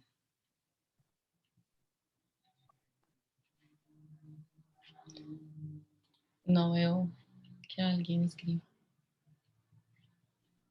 Y tampoco nadie pide la palabra. Bueno, nuevamente sé que, digamos, yo entiendo, es un poco técnico, un poco complejo, igual. Lo que estoy tratando de hacer también es dar un abrebocas, un poco, así suene un poco chistoso porque sé que es mucha información, pero digamos, es como una generalidad de lo que hay en Colombia para poder hacer esta exigencia de tratados y como las convenciones a las cuales Colombia está comprometido. Mm, y como venía diciendo, pues existen los mecanismos. En Colombia tenemos dos activos, que es el del Pacto Internacional de Derechos Civiles y Políticos y el de la CEDAW en los comités de derechos humanos y para la eliminación de la discriminación contra la mujer. Em, para presentar una petición ante estos dos organismos, tienen que seguir unas reglas de procedimiento muy sencillas, están disponibles en español en la página web de cada uno de los dos comités. Mm, pero a grandes rasgos, lo importante es tener un documento, una petición, donde se aleguen de manera clara cuáles son los derechos vulnerados de cada uno de esos tratados internacionales, los hechos y las pruebas que respaldan estos hechos. Mm, Quisiera hacer énfasis en eso último, y es que tiene que haber una claridad real de la violación. Los comités, a diferencia de la Comisión Interamericana, son mucho más quisquillosos en el tema probatorio, mucho más quisquillosos o restrictivos en el cómo se da o se cumple realmente un alegato de violación a un artículo de cada una de esas convenciones. Entonces sí, hay que tener esto muy bien argumentado. Mm, y pues a responder a las distintas comunicaciones que se van haciendo en el trámite del caso. Usualmente se dan dos rondas. Se presentan los alegatos, contestación y después una réplica y una dúplica por parte de pues, las presuntas víctimas, los peticionarios y el Estado. Sin embargo, pues hay unos requisitos especiales que son los de admisibilidad, es decir, los requisitos que se necesitan para que esta petición sea efectivamente analizada, estudiada por el comité. Estos son, primero, el agotamiento de los recursos internos. Como he venido diciendo, es necesario que los recursos en sede interna sean agotados. Estos recursos usualmente son los recursos ordinarios. Entonces, por ejemplo, acciones como la acción de tutela o el recurso extraordinario de casación no se requieren porque justamente su naturaleza es extraordinaria. Mm, y pues también, digamos, hay situaciones donde los recursos pues no tienen que ser agotados. Situaciones donde los recursos se demoran mucho tiempo de manera irracional o donde el recurso no es para nada efectivo. Por ejemplo, cuando tenemos un caso de una desaparición, la desaparición forzada acá no es casi analizada, pero digamos, tenemos un caso de una desaparición forzada, eh, donde se abre la investigación en 1990, estamos a 2021 y no hemos pasado la etapa de instrucción. No hay ni siquiera una imputación, no hay nada. Pues ahí es evidente la demora injustificada de la resolución del recurso o la efectividad del mismo. No, voy a volverme al ejemplo del Congreso y de la Comisión de Absoluciones. Tenemos un sistema jurídico donde no se permite la investigación de congresistas por ciertos delitos, porque tenemos una comisión que lo que hace es restringir a partir del fuero esas investigaciones. Tenemos un margen general de impunidad y pues ahí ya no hay ningún recurso que nos permita avanzar en ese sentido. El segundo, entonces pues esos son como uno de los primeros criterios, agotamiento de recursos internos, salvo las excepciones. El segundo que estudian en estos comités es la no litispendencia a nivel internacional, es decir, que no haya una petición sobre los mismos hechos y derechos a nivel internacional en otro organismo. Entonces ahí se estudia que no haya una petición similar, por ejemplo, ante la OIT, que no haya una petición similar ante otro de los comités, que no haya una investigación de carácter similar ante la Comisión Interamericana de Derechos Humanos, por ejemplo. Entonces, ese es el segundo criterio. Y un tercero que digamos, se me pasó a incluir en la diapositiva es el plazo de presentación de la solicitud. En el sistema interamericano tenemos una regla específica que voy a explicar más adelante, pero acá pues sí es más abierto, es como un plazo sensato, razonable de presentación de la petición desde la última acción interpuesta. Entonces, esto es lo que se tiene formalmente. Ya en el fondo del asunto, y me acabo de dar cuenta que se borró la diapositiva, ya en el fondo del asunto lo que sucede es, reitero, este análisis de de estas rondas de debate donde cada parte emite sus apreciaciones, sus argumentos, etcétera, y posteriormente el comité va a emitir una decisión, una resolución. En esta decisión, el comité lo que nos va a decir es, primero, si da admisibilidad, es decir, si la petición que ha sido presentada cumple con los requisitos formales de competencia y agotamiento de recursos internos y alegaciones. Reitero el tema argumentativo y el tema probatorio de que se fundamenta realmente de manera clara la violación del tratado. Entonces analiza que existan los argumentos fuertes, analiza que se hayan agotado los recursos internos, analiza que no haya litispendencia, para ver si el caso puede ser estudiado. Y si decide que sí puede ser estudiado, pues hace el análisis de fondo sobre la violación o no de los derechos que ha admitido en el trámite de fondo. Y ahí pues decide si ahí cabe algún tipo de recomendación al Estado en relación con la, en ese caso ya violación al tratado internacional. En Colombia, para la ejecución de estos mecanismos, pues tenemos, digamos, hay varias posturas o varios mecanismos más bien. La primera es que usualmente estas recomendaciones vienen acompañadas de medidas de indemnización. Para esto hay un trámite especial que es el que fue establecido por medio de la ley 288 de 1996. Esta ley abre un proceso conciliatorio y de determinación de las cuantías de indemnización. Y esta ley, pues, digamos, requiere solamente, bueno, tiene un trámite especial, pero parte de la idea de una decisión internacional en donde se condena el Estado colombiano, particularmente en la Comisión Interamericana de Derechos Humanos o en el Comité de Derechos Civiles y Políticos. Ahí hay una misión legislativa respecto hay una misión legislativa respecto del comité de la CEDAW, pero pues igual es más como por la fecha en la cual cada decisión fue adoptada, ¿no? Ya respecto de otras medidas como investigación, medidas como, no sé, reformas legislativas, pues ya uno tiene que ir buscando los mecanismos. Y creo que eso va en cumplimiento tanto de este tipo de decisiones como de otras decisiones.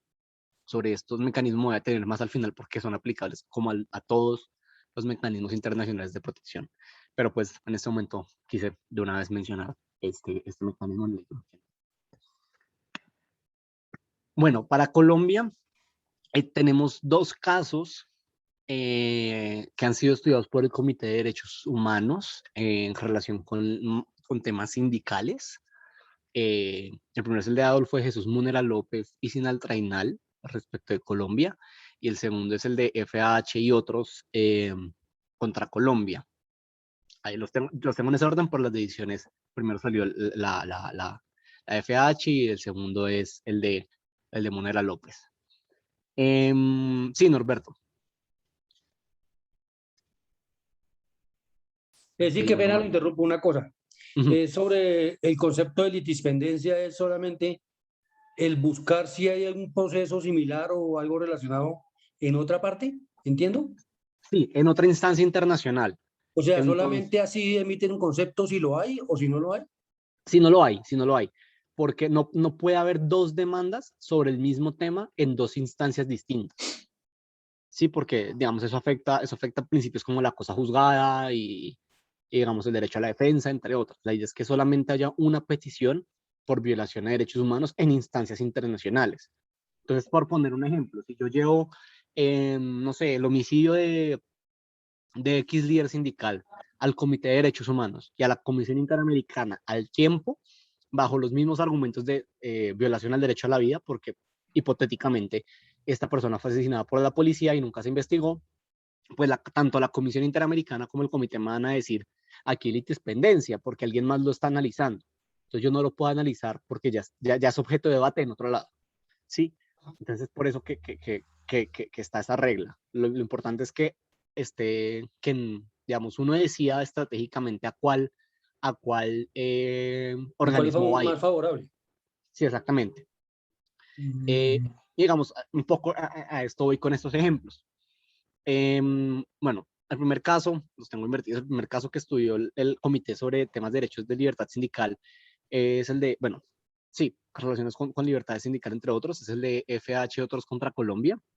El caso se trata de despidos sin justa causa de 5 integrantes, o 5 personas que hacían parte de los sindicatos nacional de trabajadores de la Federación Nacional de Cafeteros y del Sindicato Nacional de Trabajadores de la Industria del Café. Básicamente en este caso lo que ocurrió fue el despido de estas personas, o eso fue lo que alegaron los peticionarios, que se les había despedido por hacer parte de estos sindicatos, y pues eran despidos sin justa causa, lo cual vulneraba varios derechos, como por ejemplo el derecho al trabajo, el derecho a la libertad de asociación o el derecho al debido proceso. Y este último, porque ante esta situación pues hubo algunas demandas ante la jurisdicción laboral, las cuales varias en primera instancia fueron falladas a favor, en segunda pues se denegaron, hubo acciones de tutela en algunos casos, si mal no estoy en 4 de los 5 casos, y al final pues todo el litigio fue perdido. Este caso me permite hablar de lo que decía en su momento, de la importancia de la argumentación y la prueba. El comité en este caso lo que dijo fue, yo no tengo suficiente prueba, yo no tengo un argumento realmente fuerte que me permita decir que esto se acredite como una violación del tratado. Lo que veo es más bien como un debate sobre si debieron o si podían o no despedirse a estas personas. Y un poco de argumentación del Estado, y que fue la posición también de las empresas, era, yo no los estoy despidiendo con ocasión a su vinculación al sindicato, sino porque sus contratos eran a término fijo y el contrato se acabó. Entonces no lo renové, tengo la facultad de no hacerlo y pues salieron por esa situación. En ningún momento se les vulneró su fuero laboral, en ningún momento se les vulneró su fuero sindical y pues yo como empleador tenía esa facultad. El comité, esta decisión no es una decisión de fondo, es una decisión de inadmisibilidad. Y el argumento más fuerte, reitero, es esa falta de claridad, según el comité, de los argumentos o de las posturas y las pruebas de las víctimas respecto de cómo se configuraba una violación del tratado. Entonces, pues en este caso ni siquiera una decisión de fondo. De plano se inadmitió. Yo personalmente creo que ahí pudo haber habido algún estudio al menos en el fondo, pero bueno, eso ya fue una decisión del comité. Y el segundo caso, que es el de Adolfo de Jesús Múnera y el de Sinaltrainal contra Colombia, se refiere al asesinato pues del señor Adolfo en Barranquilla el 31 de agosto de 2002. Él, desde antes de la ocurrencia de este asesinato, hacía parte pues, muchos años del sindicato, y en el marco pues de estas amenazas, él se acercó a las distintas entidades solicitando protección, se acercó, digamos, hubo algunas acciones judiciales en ese sentido.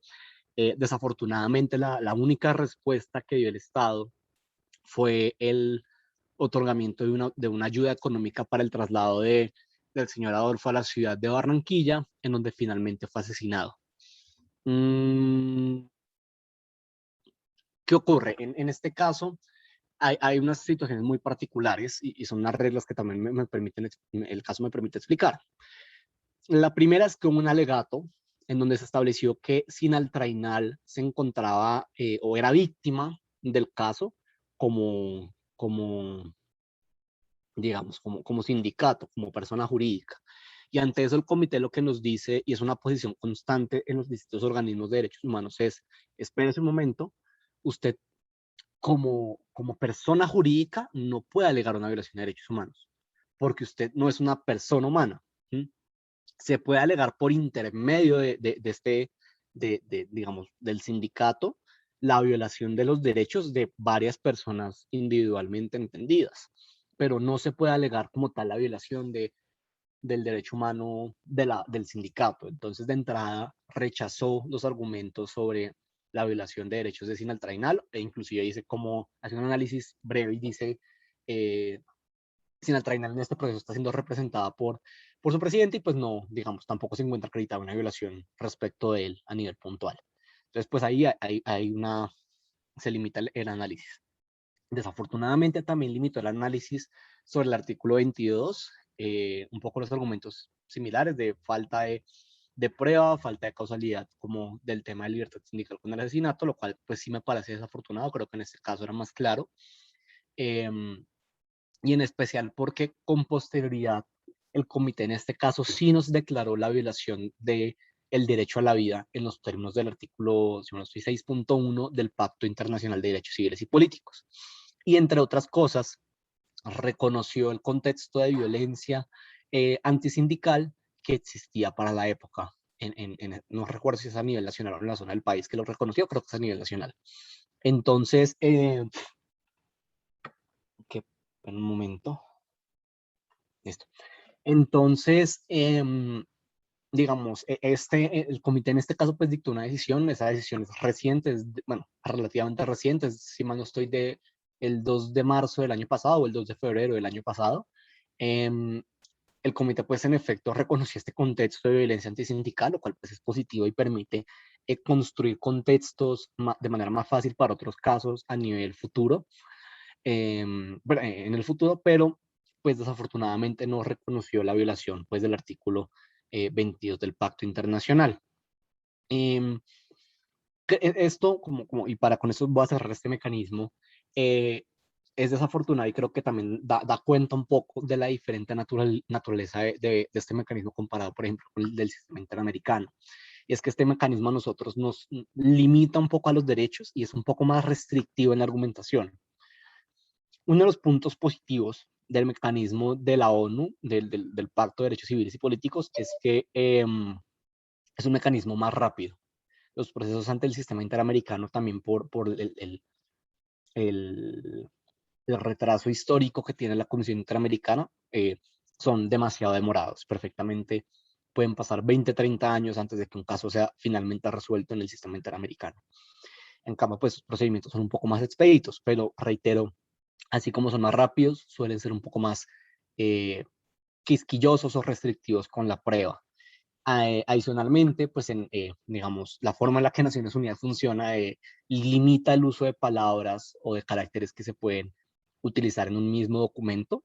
Entonces, pues también estos documentos, usualmente las decisiones suelen ser de 14, 20 páginas, y pues no tienen un análisis tan profundo o desarrollan estándares de manera tan profunda como por ejemplo si lo puede hacer la Comisión o la Corte Interamericana, que tiene una mayor libertad al dictar sus decisiones. Sin perjuicio de ello, pues sí creo que el mecanismo también puede llegar a ser útil, reitero, puede ser más expedito y también, digamos, pese a tener esta experiencia un poco desafortunada en estos dos casos, en el sentido en el cual no se ha logrado establecer una violación concreta, que su asidero sea las causas sindicales, pues sí hay al menos algún avance, y particularmente el caso Munera López, pues es bastante claro en el reconocimiento del contexto de violencia. Entonces eso creo que con eso sí. Que está en el chat, sí, yo tengo las decisiones, yo tengo algunos documentos que quisiera compartir con ustedes, no solamente es, sino varios del contenido general de la presentación y de lo que estamos dialogando. Entonces, al final de la clase, yo creo que de pronto en el transcurso del día o de la semana, pues estaré compartiendo este paquete completo como las diapositivas y los documentos para que ustedes pues puedan tenerlos. Estas ediciones, cada una de estas, si mal no estoy, tiene cada una 12 o 14 páginas. No sé si sobre este mecanismo, con esto va a cerrar mecanismos de Naciones Unidas, no sé si en este momento hay alguna duda sobre este mecanismo o si ya podremos pasar al sistema interamericano.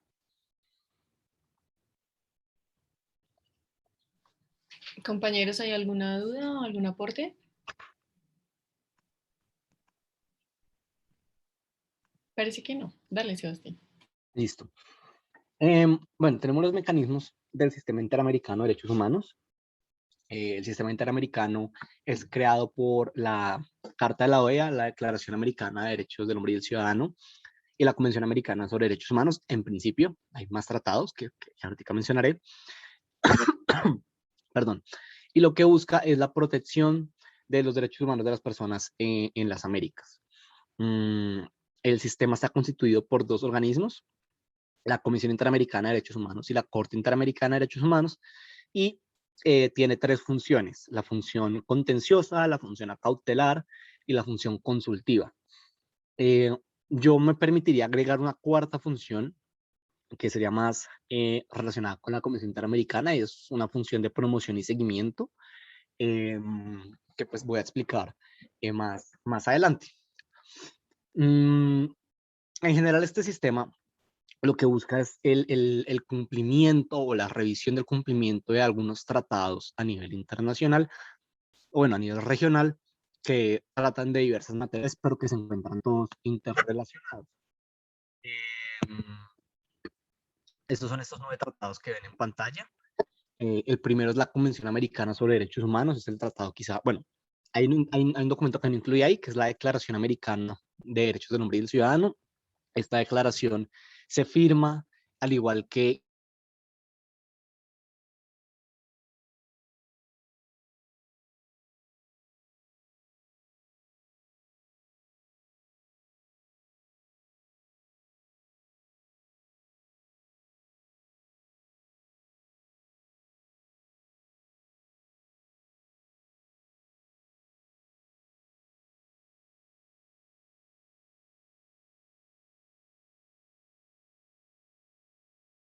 particularmente el artículo 26, nos va a ser de mucha importancia para esto que queremos hablar de protección de derechos sindicales. Bueno, varios de los artículos de la convención no son importantes, pero siento que actualmente el artículo 26 pues, es una herramienta bastante positiva y que pues voy a desarrollar con mayor detalle más adelante.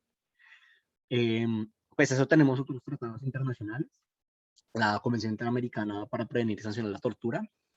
Tenemos el protocolo adicional conocido como el Protocolo de San Salvador, que es un tratado relativo específicamente a derechos humanos en materia de derechos económicos, sociales y culturales.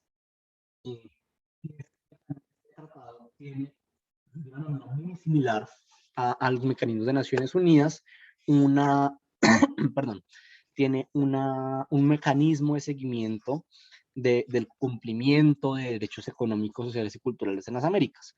Entonces, pues eso es, digamos, algo a rescatar de este mecanismo que existe este comité. No obstante, pues no voy a hablar no hablar de él, sino sobre las violaciones a este tratado. De destacar también que el protocolo de San Salvador no nos establece una competencia en el caso de peticiones individuales, aclaro, sobre todo el tratado, sino solamente sobre 2 derechos en concreto. Tercero, el protocolo de la Convención Americana sobre la abolición de pena de muerte. Este protocolo pues no ha sido ratificado por Colombia. La Convención de Belém do Pará relativa a derechos a prevenir, sancionar y erradicar la violencia contra la mujer. Tenemos también la Convención Interamericana sobre Desaparición Forzada de Personas, también ratificada por Colombia. Tenemos la Convención Interamericana para la Eliminación de todas las formas de discriminación contra las personas con discapacidad. Esta convención se encuentra ratificada, pero pongo entre paréntesis no vigilada, porque a diferencia del resto de los tratados, esta convención no tiene una cláusula que le permita a la Comisión o eventualmente a la Corte recibir un caso individual. Tenemos la Convención Interamericana contra el Racismo y la Discriminación Racial y Formas Conexas de Intolerancia, una convención que se encuentra firmada, más no ratificada. Esto sucede igual con la otra convención, que es la relacionada con las formas de discriminación e intolerancia. Y finalmente tenemos la Convención sobre Protección de los Derechos de las Personas Mayores. Este tratado se encuentra firmado y, si mal no estoy, esta semana o la semana pasada, la Corte Constitucional dictó sentencia donde establece la constitucionalidad del tratado. Entonces ya solamente hace falta que el presidente pues ratifique esta convención. pero pues sí, en este momento se encuentra solamente firmada y sobre este tratado, pues la Corte Interamericana y la Comisión Interamericana podrían llegar a tener competencia. Esos son como los tratados que se encuentran actualmente en el sistema interamericano. Y sobre esos tratados es que ejercen funciones tanto la Comisión como la Corte Interamericana de Derechos Humanos. Entonces, la Comisión tiene como tarea o como función el promover la observancia y la defensa de los derechos humanos en las Américas. Eso está establecido en el artículo 106 de la Carta de la OEA. Y debido a eso, pues sus funciones son muy amplias. Tiene una función de seguimiento, tiene una función consultiva que realmente no funciona, entonces no la voy a explicar. Tiene una función del sistema de peticiones y casos, una función contenciosa, y tiene su función cautelar, con el trámite de medidas cautelares. Bueno, sobre el mecanismo, sobre cada uno de los mecanismos, pues voy a desarrollar brevemente algunas cuestiones. Sobre el mecanismo de seguimiento, la Comisión pues tiene esta función de ver que se cumplan los estándares de derechos humanos que se han desarrollado a nivel americano. Entonces revisa el cumplimiento de los tratados, de la lista larga de tratados que mencioné ahorita, de la Declaración Americana también, documento que no incluye en la lista. Pero también, y lo hace de distintas maneras. Usualmente lo hace por medio de informes de país, cuando hay una situación concreta de violación de derechos humanos.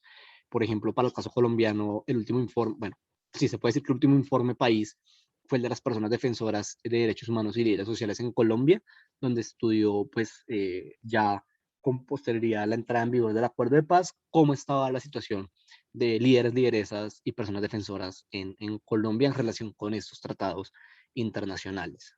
Por medio de este mecanismo, pues también la Comisión establece alguna serie de recomendaciones que en principio no son vinculantes, digamos, por sí mismas. La Corte Constitucional ya ha dicho que estas recomendaciones en el mecanismo de informes, de este tipo de informes, no es vinculante por sí mismo, pero si uno analiza más a fondo, estas recomendaciones sí son vinculantes en el sentido en el cual realmente lo que hacen es decir, cumpla el tratado internacional. Entonces, lo que es vinculante es el cumplimiento del tratado internacional al cual Colombia se ha suscrito. Bueno, eso en primera medida. Segundo, existen los informes temáticos. Esos informes son documentos que tratan algún estándar o alguna situación generalizada en la región.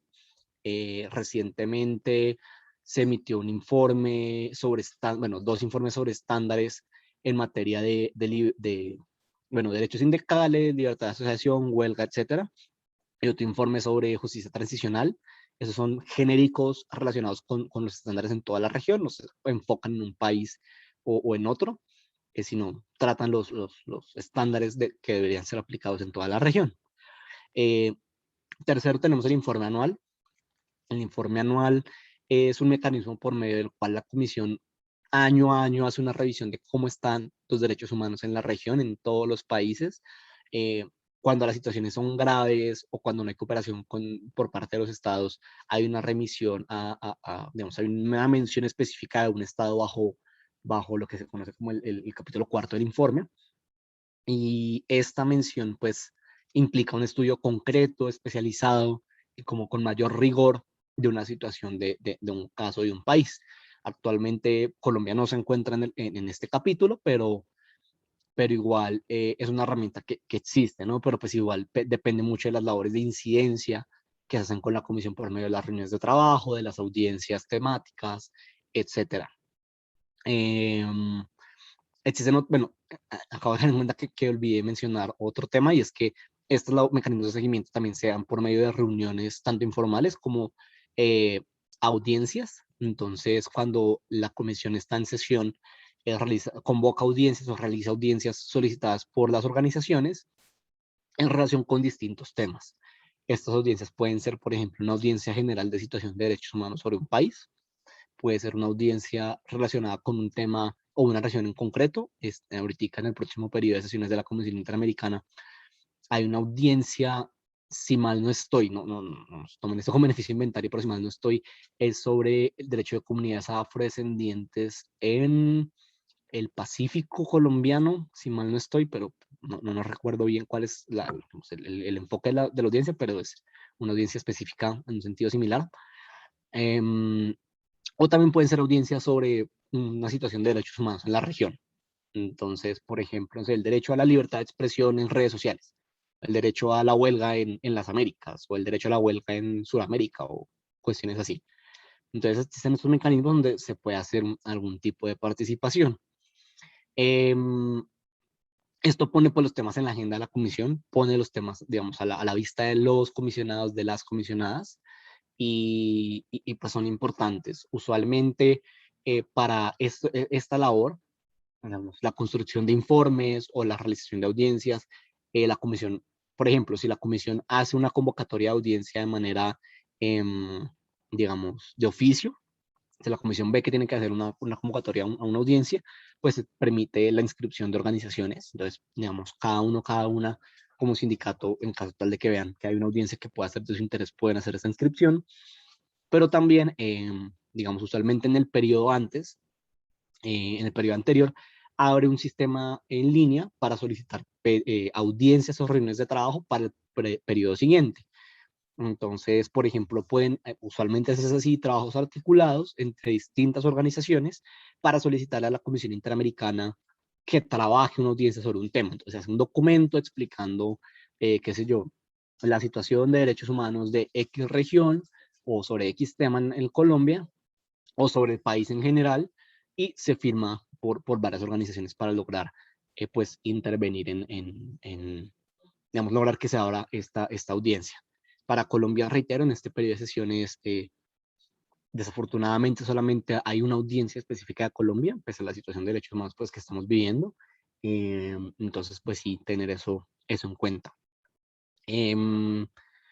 Bueno, y finalmente, existen otros mecanismos dentro de este gran mecanismo de seguimiento, que son, digamos, trabajos bilaterales o inclusive visitas. Las visitas tienen distintas modalidades. Hay unas que son las visitas in loco, otras visitas in situ. La diferencia de la una de la otra es que una se relaciona con una visita a revisar la situación de derechos humanos en general del país y emitir un informe. La segunda se relaciona con un caso en concreto, una petición en trámite. Y adicionalmente, pues tenemos digamos, otro tipo de trabajos como vistas de trabajo, que fue lo que ocurrió durante este año, en donde pues se trabajó la situación del contexto específico de derechos humanos en el marco de la protesta social. Entonces, digamos, la comisión no tenía la formalidad de una visita en loco que digamos, es mucho más formal, tiene algunas características puntuales como digo, la obligatoriedad de emisión de un informe, unas recomendaciones, de un seguimiento, de un estudio generalizado de la situación de derechos humanos, sino que se limita un poco como una situación, un tiempo, e inclusive pues no necesariamente se emite un informe.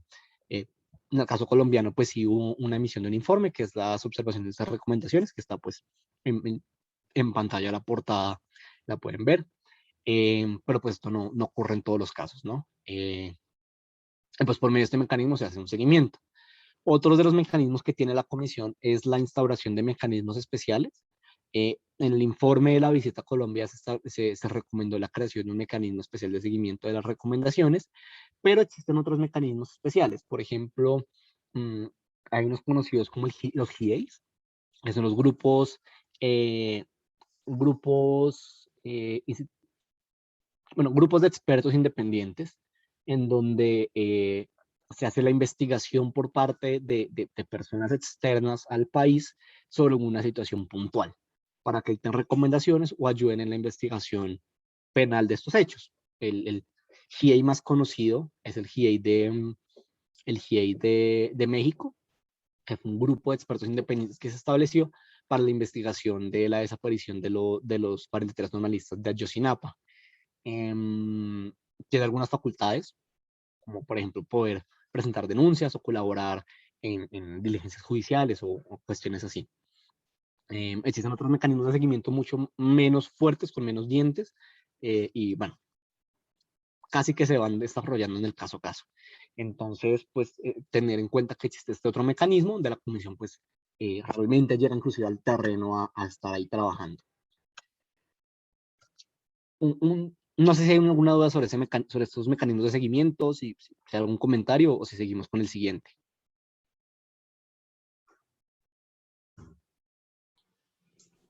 Compañeros, ¿hay alguna duda?